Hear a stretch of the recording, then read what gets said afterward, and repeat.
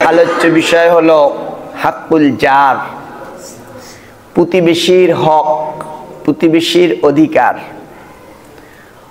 প্রতিবেশী কে, প্রতিবেশী কারা, কত ধরনের প্রতিবেশী আছে এবং এই প্রতিবেশীর প্রতি আমাদের করণীয় কি, প্রতিবেশীর প্রতি আমাদের দায়িত্ব কর্তব্য কি, সেই সম্পর্কে কোরআন সুন্নাহর আলোকে আজকের আলোচনা।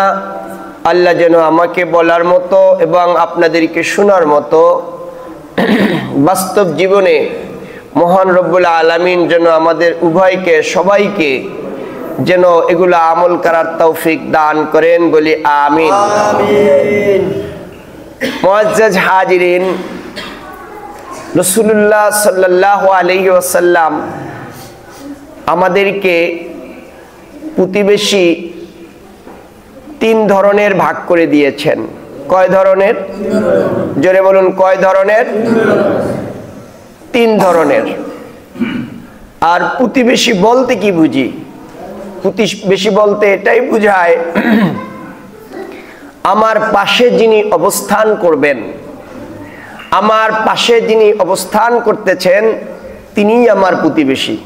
সুবহানাল্লাহ বলেন। তিনি আমার কি? প্রতিবেশী। মনে করুন আপনি গাড়িতে বসেছেন, আপনার পাশের সিটে যিনি বসা, কিছু সময়ের জন্য হলেও আপনি চলে যাবেন একদিকে, উনি চলে যাবেন আর একদিকে, ইনিও একজন আপনার ওই সাময়িক প্রতিবেশী। উনি আপনার কি? সাময়িক প্রতিবেশী। এরপরে আরেকটা প্রতিবেশী হলো, আপনি ব্যবসা করেন, আপনি কর্ম করেন, আপনার পাশের দোকানদার তিনি আপনার প্রতিবেশী। আপনার সহকর্মী, একসাথে কাজ করেন, ইনি আপনার প্রতিবেশী। আপনার জমির পাশে যিনি আছেন, যার জমি, উনি আপনার প্রতিবেশী। আপনার বাড়ির পাশে যিনি আছেন, আপনার ঘরের পাশে যিনি আছেন, তিনি আপনার প্রতিবেশী। এগুলো হলো আমাদের প্রতিবেশীর ডেফিনেশন। কিন্তু রাসূলুল্লাহ সাল্লাল্লাহু আলাইহি ওয়াসাল্লাম আমাদেরকে বলেছেন প্রতিবেশী সাধারণত তিন ধরনের হয়। সেই তিন ধরনের প্রতিবেশী, সে আপনার আমার গাড়ির পাশের সিটের ব্যক্তি হতে পারেন, পাশের দোকানদার হতে পারেন, আমার সহকর্মী হতে পারেন, আমার বাড়ির পাশে তার বাড়ি হতে পারে।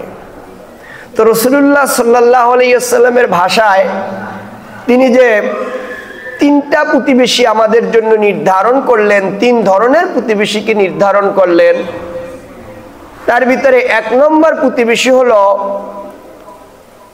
মুসলিম আত্মীয় প্রতিবেশী।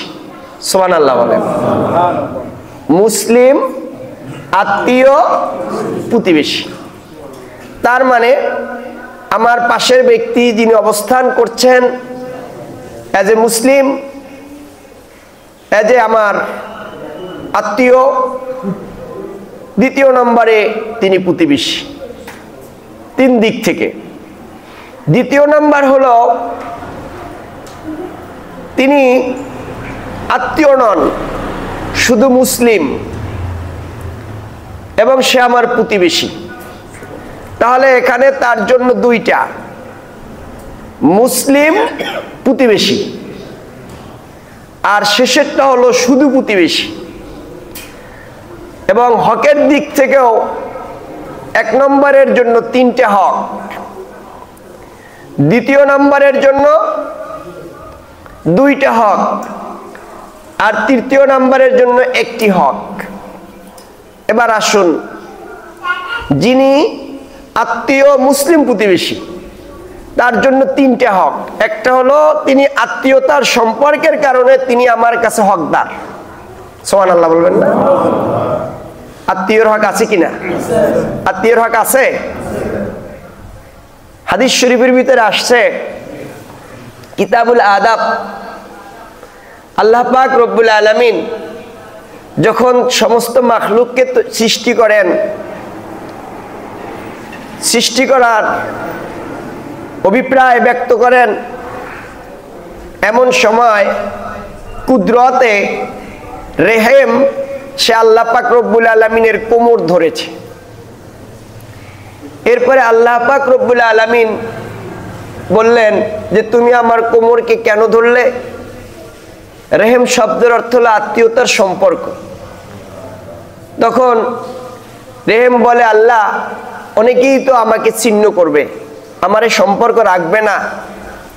তখন আল্লাহ পাক রব্বুল আলামিন বললেন যে তোমার যে সম্পর্ক রাখবে আমি আল্লাহ তার সাথে সম্পর্ক রাখবো, যে সম্পর্ক রাখবে না আমিও আল্লাহ তার সাথে সম্পর্ক রাখবো। আল্লাহ পাক রব্বুল আলামিনের এই ওয়াদা সেদিন থেকে কার্যকর। যদি কেউ আত্মীয়তার সম্পর্ক রাখে তার সাথে আল্লাহ সম্পর্ক রাখবেন, আর যদি কেউ আত্মীয়তার সম্পর্ক ছিন্ন করে তাহলে আল্লাহ তার সাথে সম্পর্ক ছিন্ন করবেন। লা ইয়াদখুলুল জান্নাতা কাতিউন, বেহেশতের ভিতরে কাতি ছিন্নকারী। কি ছিন্নকারী? আত্মীয়তার ছিন্নকারী কোনোদিন জান্নাতে যাবে না। নাউজুবিল্লাহ। আত্মীয়তার সম্পর্ক ছিন্নকারী কোনোদিন কোথায় যাবে না? জান্নাতে যাবে না। তো এক নম্বরে প্রতিবেশী তাদেরকে বলা হয়েছে, তারা হলো আত্মীয় মুসলিম প্রতিবেশী, সে আত্মীয়র একটা হক রাখে। দ্বিতীয় নম্বরে সে মুসলিম হিসেবে একটি হক রাখে। তৃতীয় নম্বরে সে প্রতিবেশী হিসেবে আরেকটি হক রাখে। তাহলে ওনার জন্য হক হলো তিনটা। কয়টা? জোরে বলুন, কয়টা? তিনটা। দ্বিতীয় নাম্বার হলো যিনি মুসলিম প্রতিবেশী, ওনার জন্য মুসলিম হিসেবে একটি হক আছে। কুল্লু মুসলিমিন ইখওয়াতুন, সমস্ত মুসলিম হলো ভাই ভাই। ইনিস্তাকা আইনাহু, ইনিস্তাকা আইনাহু ইস্তাকা রাসাহু, যখন তার চক্ষু ব্যথা হয় তখন যেন মাথাটা ব্যথা হয়। ইনিস্তাকা রাসাহু ইস্তাকা কুল্লুহু, যখন তার মাথা ব্যথা হয় তখন তার সমস্ত শরীর ব্যথা হয়ে যায়। সুবহানাল্লাহ। একজন মুসলিমের প্রতি আরেকজন মুসলিমের এরকম হওয়া উচিত যে যখন কোনো ভাইয়ের একটু কষ্ট হয় তখন যেন তার ওই মুসলিম ভাইয়েরও সমান পরিমাণ কষ্ট হয়। সুবহানাল্লাহ। এটা হলো আল্লাহ পাক রব্বুল আলামিন তার রাসূল কর্তৃক নির্ধারণ করেছেন। দ্বিতীয় নম্বর হলো যখন কোনো মুসলিম আরেকজন মুসলিমের কাছে নিরাপদ না থাকে তখন ওই ব্যক্তি তার মুসলিম ভাইয়ের হককে নষ্ট করে দেয়। নবীজি মুসলমানের সংজ্ঞা দিয়েছেন, মুসলিমের সংজ্ঞা দিয়েছেন, আল মুসলিমু, মুসলিম হলো ওই ব্যক্তি মান সালিমাল মুসলিমুনা মিন লিসানিহি ওয়া ইয়াদিহি, মুসলমান তো ওই ব্যক্তি যার হাত থেকে এবং মুখ থেকে তার অপর মুসলমান নিরাপদ থাকে। সুবহানাল্লাহ বলেন। তার মানে আত্মীয়তার হক একজন মুসলিম হিসেবে আর একজন মুসলিমের হক। তৃতীয় নাম্বার হলো প্রতিবেশীর হক। কিসের হক? প্রতিবেশীর হক। তো দ্বিতীয় নাম্বারটা নির্ধারণ করলেন শুধু মুসলিম প্রতিবেশী হিসেবে, আর তৃতীয় নাম্বারটা শুধু প্রতিবেশী, তার মানে সে আত্মীয় নন, মুসলিমও নন, শুধু প্রতিবেশী। এক্ষেত্রে তারা কারা? তারা বিধর্মী। সে ইহুদি হতে পারে, সে খ্রিস্টান হতে পারে, সে বৌদ্ধ হতে পারে, হিন্দু হতে পারে, সনাতন হতে পারে, যেরকম হোক না কেন, শিখ হতে পারে। তার মানে রাসূলুল্লাহ সাল্লাল্লাহু আলাইহি ওয়াসাল্লামের হাদিস মোতাবেক বোঝা যায় যে একজন বিধর্মীকেও, একজন বিধর্মী একজন অমুসলিমকেও রাসূলুল্লাহ সাল্লাল্লাহু আলাইহি ওয়াসাল্লামের মুখের কথার মাধ্যমে আল্লাহ পাক রব্বুল আলামিন আমাদেরকে তার অধিকার নিশ্চিত করেছেন। সুবহানাল্লাহ।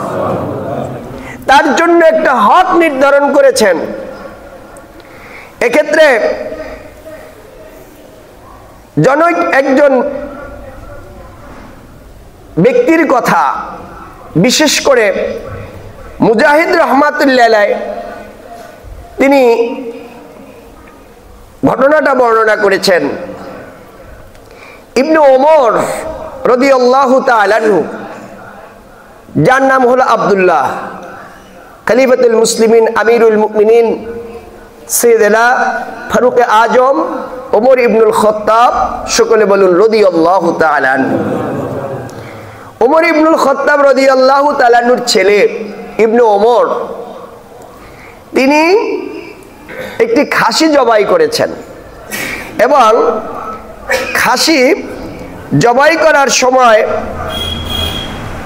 জবাই করার পরে তার ভৃত্য, তার কাজের লোককে তিনি বলতেছিলেন, চামড়া খসাচ্ছিল আর বলছে যে শোনো, সবার আগে আমার এই ইহুদি প্রতিবেশীকে দিবা। সুবহানাল্লাহ বলেন। কাকে দিবা? ইহুদি প্রতিবেশীকে দিবা। তো একবার, দুইবার, একাধিকবার যখন এই কথাটা বলছে, তখন তার কাজের লোক তিনি একটু মানে রাগের মতোই, যে এই কথাটা তো আমাকে, আমি তো কাজের লোক, আপনি শুধু হুকুম করবেন আর আমি পালন করব, তার বাড়িতে আগে দেব, এই কথাটা তো আমাকে এতবার বলার প্রয়োজন পড়ে না। তখন আব্দুল্লাহ ইবনে ওমর রাদিয়াল্লাহু তাআলা আনহু বললেন যে আমি আল্লাহর হাবিব মুহাম্মদুর রাসূলুল্লাহ সাল্লাল্লাহু আলাইহি ওয়াসাল্লামের জবান থেকে শুনেছি, ক্বালা রাসূলুল্লাহ সাল্লাল্লাহু আলাইহি ওয়াসাল্লাম মা যালা জিবরাইল আলাইহিস সালাম ইউসিনি বিল জার হাত্তা জানানতু আন্নাহু সাইয়ুরিসু। বলুন সুবহানাল্লাহ। আল্লাহর হাবিব মুহাম্মদুর রাসূলুল্লাহ সাল্লাল্লাহু আলাইহি ওয়াসাল্লাম ইরশাদ করেছেন, জিবরাইল আলাইহিস সালাতু ওয়াস সালাম আমার কাছে এসে প্রতিবেশী সম্পর্কে এত বেশি বেশি উপদেশ দিতেন, এত বেশি করে আমাকে উপদেশ দিতেন, আমি রাসূল আমার মনে হতো প্রতিবেশীকে আমার সম্পদের ভিতরে ওয়ারিস করে দিবেন। আপনার দাদার সম্পদের ওয়ারিস আপনার বাবা, চাচা, ফুফি, ঠিক কিনা বলুন? আপনার বাবার সম্পদের ওয়ারিস আপনারা, আপনার বোনেরা। আল্লাহর হাবিব বলেন, হাদিস কেনা ইমাম বুখারী এবং ইমাম মুসলিম তাদের কিতাবের ভিতরে এনেছেন, মুত্তাফাক আলাইহ, দুজনে তাদের সর্ববৃহৎ হাদিসের কিতাবের ভিতরে এনেছেন, যে আমার মনে হয় এত বেশি রাসূলুল্লাহ সাল্লাল্লাহু আলাইহি ওয়াসাল্লামকে উপদেশ দিতেন জিবরাইল আলাইহিস সালাম, নবীজি বলেন আমার মনে হতো যে আমার সম্পদের ভিতরে প্রতিবেশীকে ওয়ারিস করে দিবেন। সুবহানাল্লাহ। তার মানে প্রতিবেশী কে আছে, সে ধনী আছে না গরিব আছে, সে মুসলিম না অমুসলিম, সে ছোট না বড়, সে যাই হোক, সবার আগে তার প্রতিবেশীর একটা হক আল্লাহ পাক রব্বুল আলামিন নির্ধারণ করে দিয়েছেন। বলুন সুবহানাল্লাহ। ভাইরা আমার, মা আয়েশা সিদ্দিকা রাদিয়াল্লাহু তাআলা আনহা বলেন, 10টি জিনিস আল্লাহ পাক রব্বুল আলামিন যাকে ইচ্ছা তাকে দান করেন। কয়টা? জেনে বলুন কয়টা? এই 10টি গুণ আল্লাহ একান্ত যার উপরে রহমত নাজিল করেন, আল্লাহ একান্ত যাকে পছন্দ করেন, তার মুহিব্বিন বান্দাদেরকে তিনি অন্তর্ভুক্ত করে নেন। সুবহানাল্লাহ। এই 10টা গুণ যার ভিতরে থাকবে সেই ব্যক্তি শতভাগ আল্লাহর ওলি হয়ে যাবে। বলুন সুবহানাল্লাহ। দেখবেন এই 10টা কাজের ভিতরে একটা কাজও আপনার জন্য কঠিন নয়, শুধু আপনার মুখ এবং আপনার হাত পা নাড়াচাড়া করা। সুবহানাল্লাহ বলেন। আপনাকে কোটি কোটি টাকা দান করতে হবে, আপনাকে বোঝা বহন করতে হবে, এমন কিছু কঠিন নয়। আপনাকে রাত জেগে পাহারা দিতে হবে এমন কিছু নয়। মা আয়েশা সিদ্দিকা রাদিয়াল্লাহু তাআলা বলেন 10টি উত্তম বিষয় আল্লাহ যাকে পছন্দ করেন, যাকে ভালোবাসেন তাকে দান করেন। সুবহানাল্লাহ। নাম্বার 1, সত্যবাদিতা, সত্য কথা বলা। কি বলা? সত্য কথা বলা। ওয়াজতানিবু কাওলা যুর, আল্লাহ বলেন তোমরা মিথ্যা কথা থেকে বেঁচে থাকো। কি থেকে বেঁচে থাকো? যখন কেউ মিথ্যা কথা বলে মুখ থেকে দুর্গন্ধ বের হয়, ফেরেশতারা দূরে সরে যায়। মিথ্যা এমন এক জিনিস, সদা সর্বদা সত্য কথা বলতে হবে। নবুয়তের দায়িত্ব কাঁধে নেওয়ার আগে, ওহীপ্রাপ্ত হওয়ার আগেই রাসূলুল্লাহ সাল্লাল্লাহু আলাইহি ওয়াসাল্লাম তদানীন্তন সেই অন্ধকার জাহিলিয়াতের যুগে তিনি ছিলেন সবার চেয়ে সত্য কথা বলনেওয়ালা, তিনি ছিলেন মহাসত্যবাদী, তিনি ছিলেন আল আমিন। সুবহানাল্লাহ। শ্রেষ্ঠ নবী রহমাতুল লিল আলামিন এমনি তো হয় নাই। নবী যদি সত্য কথা বলে উম্মত কি মিথ্যা বলবে? যারা বলুন উম্মত মিথ্যা বলতে পারবে? নবী যেটা করেছেন উম্মত সেটা করবে, যদি তার নবীর উম্মত হিসেবে তার পরিচয় দিতে হয়। কখনোই মিথ্যা কথা বলা যাবে, সদা সর্বদা সত্য কথা বলতে হবে। এটা বড় একটা আমানত, এটা বড় একটা মহাসম্পদ। সত্য কথা যিনি বলবেন তাকে সবাই বিশ্বাস করবে। হ্যালো, কোথায় আছো?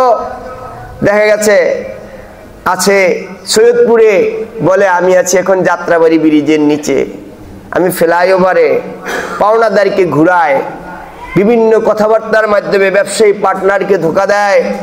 যে যেভাবেই আমরা বলি না কেন ভাই, মুখ থেকে একটা কথা বের হওয়ার পরে ওইভাবে নেওয়া যায় না যেমন করে একটা বন্দুকের গুলি বের হওয়ার পরে আপনি আবার ফেরত নিতে পারবেন না।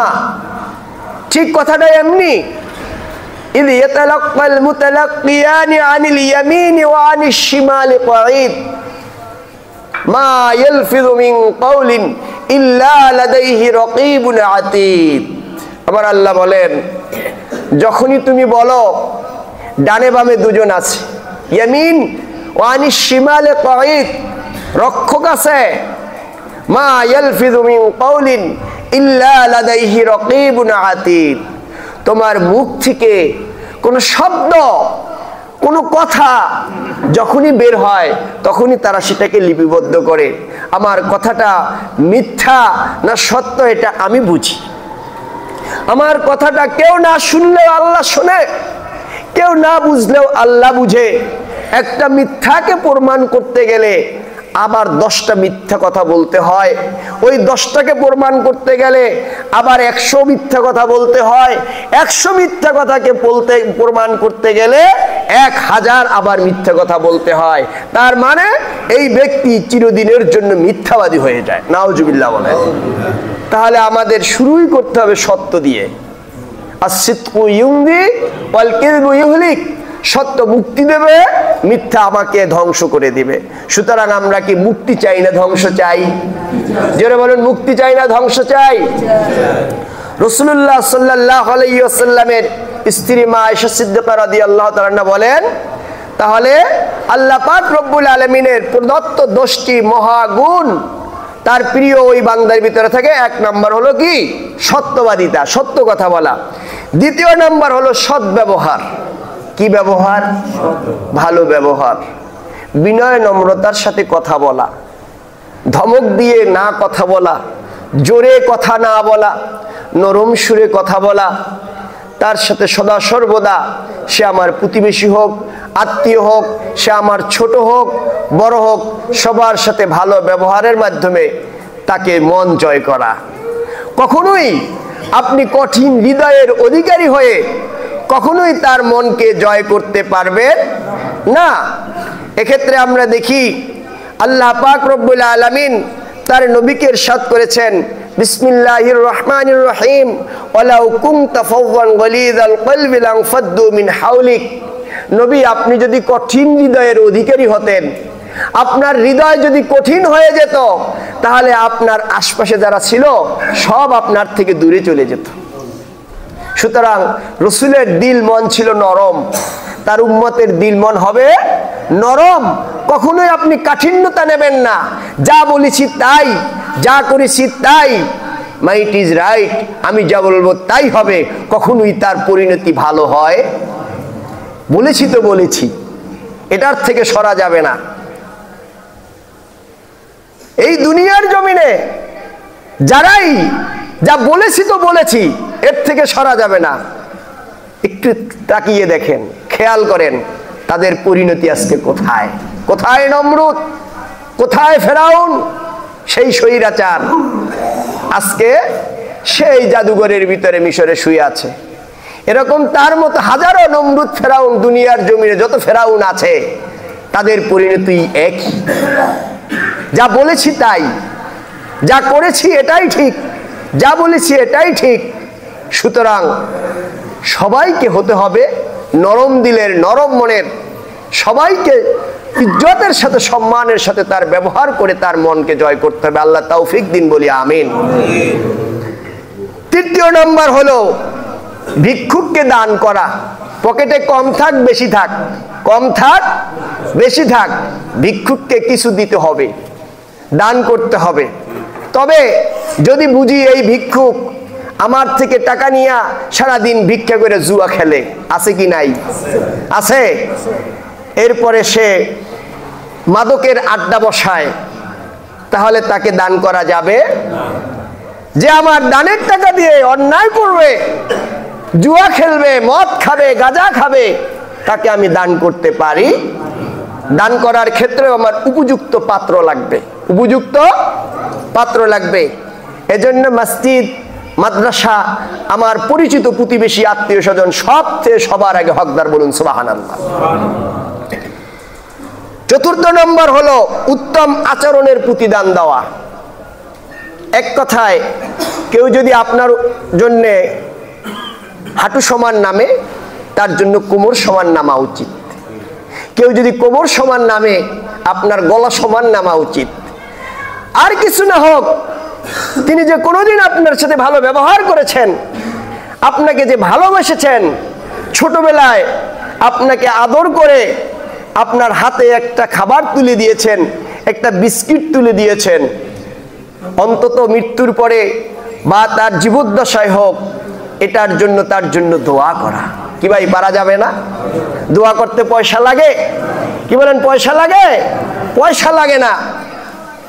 অনেক সম্পদওয়ালা লোক ইন্তেকাল করার পরে তার সন্তানরা দাঁড়ে দাঁড়ে ঘুরে, আছে না? কিন্তু তার থেকে আমি উপকার পেয়েছি। আজকে তার সন্তান বিপদগ্রস্ত, আমি এখন তার পাশে আমার দাঁড়ানো হলো দায়িত্ব, কর্তব্য। কেননা তার বাবার দ্বারা আমি উপকৃত হয়েছিলাম, আজকে তার সন্তান যখন অসহায়, আমার উচিত তার পাশে দাঁড়ানো। তো এটাই হলো উত্তম আচরণের প্রতিদান দেওয়া, ভালো ব্যবহারের প্রতিদান, ভালো ব্যবহারের মাধ্যমে দেওয়া। তৃতীয়, পঞ্চম নম্বর হলো আত্মীয়তার সম্পর্ক বজায় রাখা। আত্মীয় যারা আছেন তাদের খোঁজ খবর নেওয়া, বিপদে আপদে তাদের পাশে দাঁড়ানো, বিপদগ্রস্ত হলে, অভাবী হলে আত্মীয়তার সম্পর্ক রক্ষা করা এবং তাদেরকে সাহায্য করা। ষষ্ঠ নম্বর হলো আমানতের সংরক্ষণ করা। যখন কেউ কারো কাছে কিছু রাখে, এটা তোমার কাছে রাখলাম, সে আমানতের খেয়ানত করবে না। সম্পদের আমানতের চেয়ে সবচেয়ে বড় আমানত হলো একটা কথাকে আমানত হিসেবে রাখা। এমনও মানুষ আমরা রয়েছি যারা সমাজের ভিতরে একজনের আমানত যুক্ত কথাটাকে প্রকাশ করে তাকে বিপদে ফেলে দেয়। কি বলেন, ঠিক কিনা? ঠিক কিনা?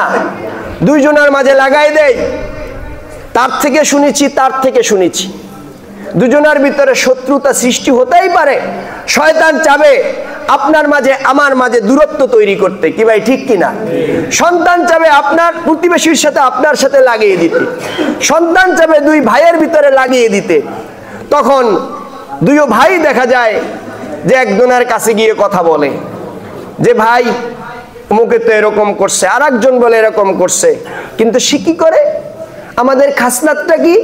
আমরা উভয়ের কথা উভয়ের কাছে বলে দেই।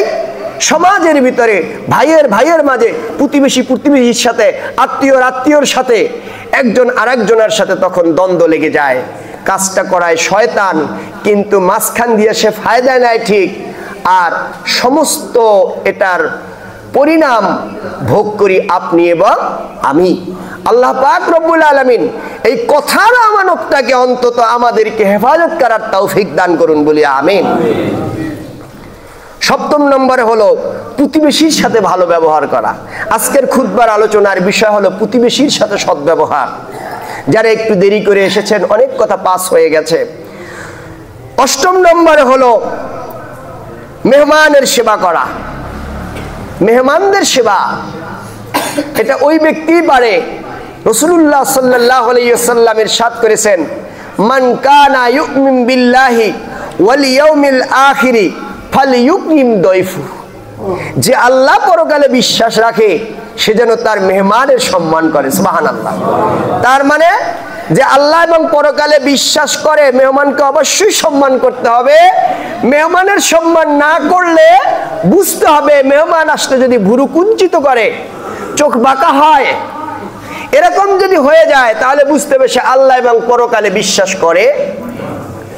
এই হাদিসে রাসূলুল্লাহ সাল্লাল্লাহু আলাইহি ওয়াসাল্লাম বলেছেন, মান কানা ইউমিন বিল্লাহি ওয়াল ইয়াউমিল আখিরি, যে আল্লাহ পরকালে বিশ্বাস করে, ফালইউসিল রাহিমাহু, সেজন্য আত্মীয়তার সম্পর্ক ঠিক রাখে। সুবহানাল্লাহ বলেন। তার মানে আত্মীয়তার ছিন্নকারী আল্লাহ এবং পরকালে বিশ্বাস করে না। মান কানা ইউমিন বিল্লাহি ওয়াল ইয়াউমিল আখিরি, রাসূলুল্লাহ সাল্লাল্লাহু আলাইহি ওয়াসাল্লাম এরপরে তৃতীয় নম্বরে বলেছেন যে আল্লাহ এবং পরকালে বিশ্বাস করে, ফালা ইউজি জারহু, সে যেন তার প্রতিবেশীকে কোনো কষ্ট না দেয়। তার মানে আল্লাহ পরকালে বিশ্বাসকারী কোনোদিন প্রতিবেশীকে কষ্ট দিতে পারবে না। প্রতিবেশীর কষ্ট ওই লোকেরাই দেয় যাদের সাময়িক কিছু শক্তি থাকে।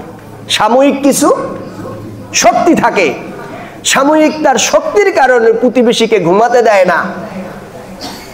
আইল সীমানা বারবার বারবার দেখবেন ঘুরায়, এক হাত দুই হাত। জিব্বা, ওই গরু দেখছেন না, ধানের কাছে নিয়ে গেলে নিছেন ঘাস খাওয়াইতে, পাশের ধানের দিকে জিব্বাটা রেম দেয় আর দড়ি দড়ি টান মারে। হ্যাঁ, এই যাদের শক্তি সামর্থ্য ছিল, দেখবেন এখন কোমর সোজা করে দাঁড়াইতে পারে না, দেখবেন ভালো করে কথা বলতে পারে না, প্রস্রাব করতে গেলে পায়খানা পড়ে যায়। তাদের খোঁজ নিয়ে দেখবেন সবাই প্রতিবেশীরে জ্বালাইছে, প্রতিবেশীরে জ্বালাইছে। তার মানে সে আল্লাহ এবং পরকালে বিশ্বাস করে না। নিজের পায়খানা প্রস্রাব নিজে খাইয়া মরবে, তারপরও প্রতিবেশীর হক প্রতিবেশীরে ফিরাইয়া দিবে না। এখন ইগোতে লাগবে, এজন্য ফেরত দিবে না। আমরা যারা প্রতিবেশীকে জ্বালাইছি, আমরা আমাদের প্রতিবেশীকে হকটা ফিরাইয়ে দেব। এখন যারা আমাদের প্রতিবেশী আছে তাদেরকে কোনোদিন আমরা জ্বালাতন করব না। প্রতিবেশীর দোয়া আল্লাহ পাক রব্বুল আলামিনের আরশে মুআল্লায় গিয়ে লাগে, আল্লাহর আরশ কেঁপে যায়। হযরতে মূসা আলাইহিস সালাতু ওয়াস সালামের সময় একজন ধনী ব্যক্তির বিশাল হাইরাইজ বিল্ডিং ছিল, তার পাশে একটা কুড়িঘর ছিল একজন গরিব মহিলার পাশের কুড়িঘরটা ওই বিল্ডিং আলার, ওই কুটিপতির, ওই ধনী ব্যক্তির পছন্দ হয় নাই। তিনি কি করলেন, আমার এত বড় বিল্ডিং এর পাশে এটা থাকবে, এটা কেমন দেখায়, তিনি সেটাকে ঘুরাইয়ে দিছেন। মহিলা সারাদিন কাজ করে এসে যখন সে দেখছে যে তার ঘরটা আর নাই, ধনী লোকটা, শক্তিশালী লোকটা উড়াই দিছে, তখন তিনি খোঁজ নিলেন এটা কে নিচ্ছে, এটা কই গেল। পাশের লোকেরা বলতেছে, অমুক তোমার পাশের প্রতিবেশী শক্তিশালী লোকটা, সে তোমার বাড়িটাকে গুঁড়া করে ফেলছে, সে ধ্বংস করে দিয়েছে। তখন মহিলা তো শক্তি নেই, সে আল্লাহর কাছে আরশের দিকে তাকিয়ে বলে, আল্লাহ আমার এই ঘরটা যখন ধ্বংস করলো, আমার হক আমার প্রতিবেশী নষ্ট করলো, আমি হয়তো ছিলাম না, আমি দুর্বল, তুমি তখন কই ছিলা? তুমি কই ছিলা আল্লাহ? তুমি কি দেখো নাই? আমি না হয়েছিলাম, আমি দুর্বল, তুমি কই ছিলা? মহিলার কষ্টটা আল্লাহর আরো শিখিয়ে লাগছে। এই ভাই, আপনি জানেন আপনি ভালো কি মন্দ এটার সার্টিফিকেট কে দেবে জানেন? দুজন ব্যক্তি রাসূল নির্ধারণ করেছেন। আমি ভালো না মন্দ স্ত্রী জানে স্বামী কতটুকু ভালো, এক হাদিসে আসছে। আমি কত বড় ইমাম সাহেব, বুজুর্গ, আল্লাহওয়ালা, এটা আমার বউ জানে। খালি মোহে বড় বড় ওয়াজ করি। রাসূলুল্লাহ সাল্লাল্লাহু আলাইহি ওয়াসাল্লামের কাছে আন ইবনে মাসউদ রাদিয়াল্লাহু তাআলা আনহু قال قال رجل للنبي صلى الله عليه وسلم يا رسول الله كيف لي ان اعلم اذا احسنت او اذا اسأت؟ فقال النبي صلى الله عليه وسلم اذا سمعت جيرانك يقولون قد احسنت فقد احسنت واذا سمعتهم يقولون قد اسأت فقد اسأت। رواه ابن মাজাহ। সিয়াসতের হাদিসের কিতাব ইবনে মাজাহর হাদিস। আব্দুল্লাহ ইবনে মাসউদ রাদিয়াল্লাহু তাআলা বর্ণনা করেন, একজন ব্যক্তি নবীকে জিজ্ঞেস করলেন, জানতে চাইলেন, হুজুর আমি যে ভালো কাজ করি এটা কেমনে বুঝবো? আমি যে ভালো, আমি যে বুজুর্গ, আমি যে কুতুবে রাব্বানি, মাহবুবে সুবহানি, গাউসে সামদানি, আমি যে এত ভালো কেমনে বুঝবো? নবীজি বললেন, তোমার প্রতিবেশী যদি তোমার কাজে ভালো বলে তুমি এইটা ভালো, প্রতিবেশী তোমার ভালো বললে তুমি ভালো, যদি সে বুজুর্গ বলে বুজুর্গ, প্রতিবেশী যদি বলে না এটা খারাপ তুই খারাপ, প্রতিবেশী যদি না লোকটা খারাপ তাইলে খারাপ 100%। তাহলে ভালো এবং মন্দের সার্টিফিকেট আমি ইমাম সাহেবের হাতে দেয় নাই, চেয়ারম্যান সাহেব, মেম্বার, প্রেসিডেন্ট কিংবা প্রধানমন্ত্রীর হাতে দেয় নাই। আপনি ভালো, আমি ভালো, আপনার আমার ভালোর সার্টিফিকেট দিয়েছে কার হাতে? জোরে বলুন কার হাতে? আরো জোরে বলুন কার হাতে? তাহলে বুঝেন যে প্রতিবেশীর হাতে ভালোর সার্টিফিকেট দেওয়াটা নির্ধারণ করেছেন। যখন মহিলা বললেন, আল্লাহ আমি হয়তো ছিলাম না, তুমি তখন কই ছিলা? আরশের দিকে যখন তাকালেন, আল্লাহর আরশটা কেঁপে উঠলো। মুহূর্তের ভিতরে ধনী লোকের হাই রাইজ বিল্ডিংটা মাটির সাথে মিশে গেল। প্রতিবেশীর দোয়া, প্রতিবেশীর বরদোয়া কত যে কঠিন। ভাইরা আমার, বাবাজিরা আমার, উম্মতে মুহাম্মাদিরা আমার, আমরা খেয়াল রাখবো, আমরা খেয়াল রাখবো যে প্রতিবেশী যেন কখনোই কষ্ট না পায়। হযরতে জলিলুল কদর সাহাবী আবু হুরায়রা রাদিয়াল্লাহু তাআলা একখানা হাদিস বর্ণনা করেন, ক্বালা রাজুলুন ইয়া রাসূলুল্লাহ সাল্লাল্লাহু আলাইহি ওয়াসাল্লাম ইন্না ফুলানাতান তুসকারু মিন কাসরাতি সালাতিহা ওয়া সিয়ামিহা ওয়া সাদাকাতিহা গায়রা আন্নাহা তুজি জিরানাহা বিলিসানিহা ক্বালা হিয়া ফিন্নার। হুজুর অমুকে এত বেশি নামাজ পড়ে, এত বেশি রোজা রাখে, অনেক দান সদকা করে, কিন্তু সে প্রতিবেশীকে কষ্ট দেয়। নবী বলেন এটা দোজখী, এটা দোজখে যাবে। এটা কোথায় যাবে? তার মানে আপনার নামাজ, আমার রোজা, আমার নামাজ, আমার দান, আমার সাদকা, আমার বুজুর্গি কোনো কিছুই কোনো কাজে লাগবে না যদি প্রতিবেশী কষ্ট পায়। আল্লাহ সবাইকে তৌফিক দান করুন বলি আমিন। কেউ যেন আমরা প্রতিবেশীকে কষ্ট না দেই, আমাদের হাত থেকে যেন প্রতিবেশী নিরাপদ থাকে। আখিরে দাওয়ানা আলহামদুলিল্লাহি রাব্বিল আলামিন। আসসালামু আলাইকুম ওয়া রাহমাতুল্লাহি ওয়া বারাকাতুহু। দাঁড়িয়ে কাতার সোজা করি।